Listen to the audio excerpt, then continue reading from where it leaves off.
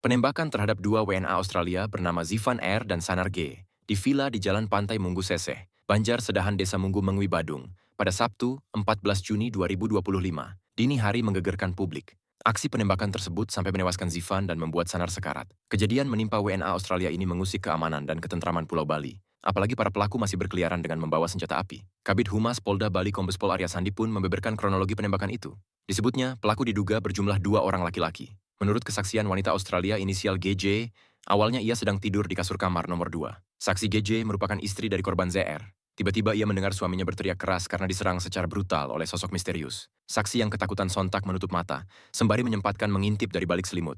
Terlihat ada seorang laki-laki mengenakan jaket oranye dan pakai helm memberondong suaminya Zivan dengan tembakan di dalam toilet villa. Setelah itu pelaku melarikan diri. Di saat yang hampir bersamaan, GJ juga mendengar Sanar berteriak dari kamarnya, disertai suara tembakan. Lalu saksi lari keluar kamar. Tetapi, ia seketika berteriak karena melihat Sanar juga bersimbah darah. Berikutnya, JJ kembali ke toilet villa untuk mengecek suaminya dengan memeriksa denyut nadinya yang disinyalir sudah tidak ada. Hal senada disampaikan saksi wanita inisial D, istri dari Sanar.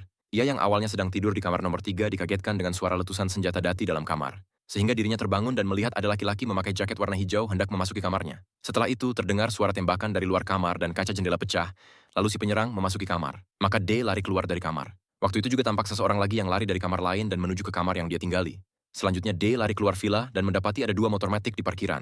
Tetapi dia lanjut lari ke arah timur lantaran suara tembakan terus bergema di telinganya. Hingga wanita ini bertemu dengan seseorang dan meminta pertolongannya. Dia akhirnya diantar kembali ke villa setelah situasi dirasa aman dan petugas kepolisian sudah berada di TKP guna proses penyelidikan.